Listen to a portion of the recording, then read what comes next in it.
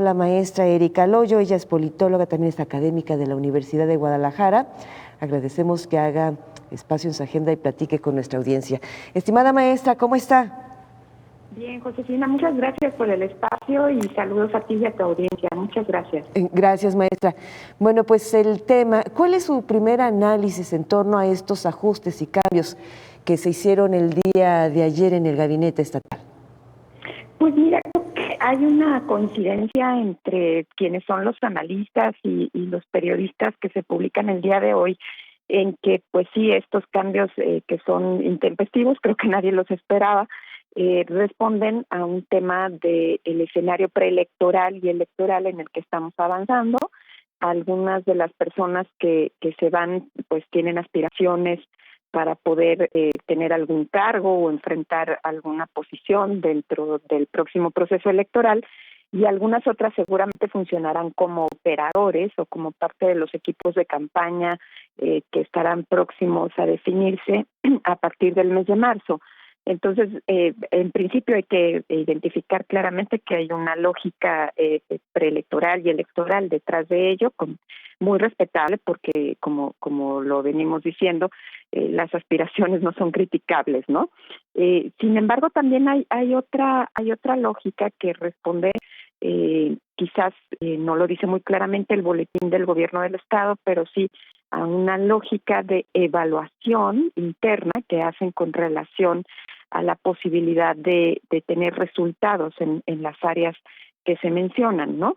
Y algunas opiniones y algunos análisis evalúan dentro de esta posibilidad a la secretaria, a la que era secretaria de Cultura, Giovanna Jaspersen, que dicho sea de paso, ella fue la única que emitió una carta de exposición de motivos de su renuncia y la hizo pública en Twitter, pero no queda muy claro si ella se va por un tema de evaluación de resultados, ya que ella coloca, pues sí, motivos personales, pero también hace referencia a los desajustes que existen con relación al presupuesto que se tiene para poder tener y organizar ciertas actividades, ¿no?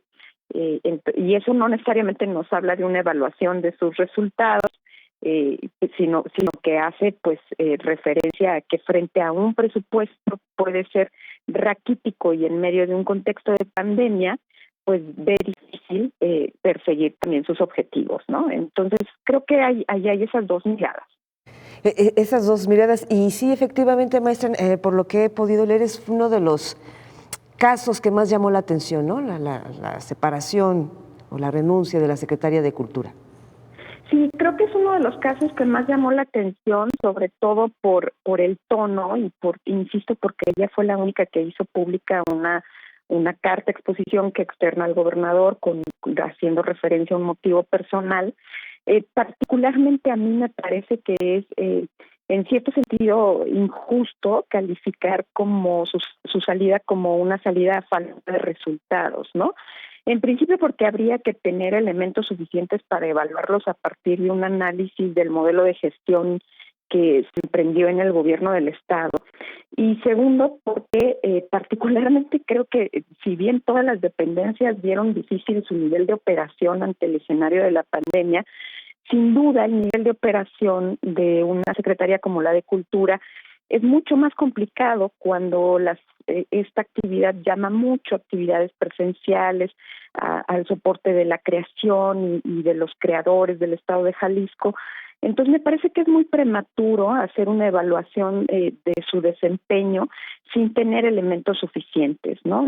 Creo que habría que poner sobre la mesa el hecho de que se nos puedan otorgar estos elementos para entonces sí calificar su salida del gabinete de una manera justa, ¿no? Eso es lo que particularmente considero. Maestra, y el caso de Alberto Esquer, de la Secretaría de Agricultura, ahora secretario de Sistema de Asistencia Social, porque de entrada uno pensaría que efectivamente aquí sería el hilo conductor el tema electoral por los temas sociales, pero también es un paquetazo, tiene que hacer frente, por ejemplo, a temas tan importantes como lo que ocurre al interior del Hogar Cabañas. Sí, por supuesto. Yo creo que es un paquetazo el que le están aventando al señor Esquer. Hay que tener muy claro que él fue alcalde de Ciudad Guzmán. Uh-huh. Y después estaba en la Secretaría de Desarrollo Rural, ahí teniendo pues el tema del escándalo de a toda máquina que Sonia Serrano nos dejó muy claro en muchos reportajes, ¿no? Cosa que no termina de aclarar.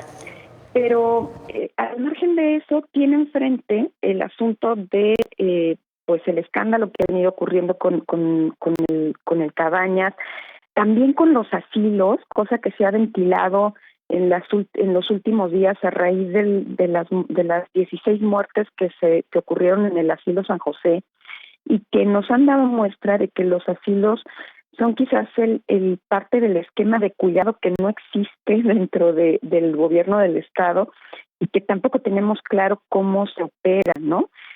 Porque sabemos que pues los colegios, las escuelas, organizaciones de la sociedad civil hacen colectas para que puedan atenderse a estos adultos mayores, pero no tenemos muy claro cómo son las formas a partir de las cuales el gobierno del Estado puede encargarse de este esquema, ¿no? Y en medio de esto está también todos los programas sociales que están operando y que también habría que vigilar con lupa, ¿no? Sobre todo porque en medio de un proceso electoral siempre está la sospecha de un uso clientelar que puedan tener alrededor de estos programas, y entonces habrá que ser muy vigilantes porque una de las características del personaje, del señor Esquer, es que es un buen operador político, ¿no? Conocido como un buen operador político. Entonces habrá que poner sobre la lupa el desempeño, las formas a partir de las cuales operan en el contexto preelectoral y en el electoral, ¿no? Así es, un buen operador político. No tengo el gusto de conocer a profundidad, por ejemplo, a José Luis Tostado, pero quienes están cerca de él me dicen que es un buen abogado. La pregunta sería, maestra, en esta posición, porque el señor, bueno, pues se va a todo el tema jurídico del gobierno del Estado, ¿es una posición de Pablo Lemus? ¿Aquí gana él? Sí, yo creo que gana él porque además de todo, acordémonos que hicieron una operación política para saltar el tema de la paridad en el municipio de Zapopan y no tener un punto de quiebre con el propio Pablo Lemus en función de los acuerdos que hayan tenido desde tiempo atrás, ¿no? Con relación al municipio y a su propia posición.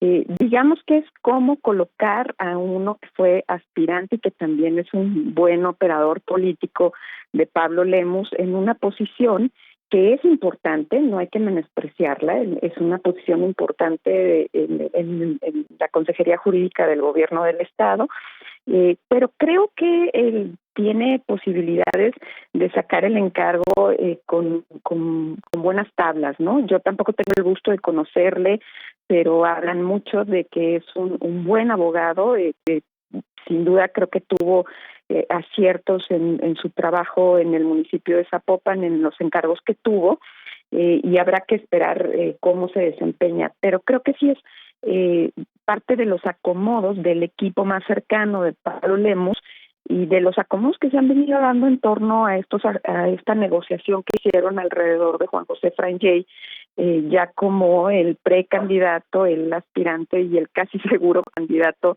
de Movimiento Ciudadano para Zapopan, ¿no? Entonces ahí sí hay una ficha que también se gana.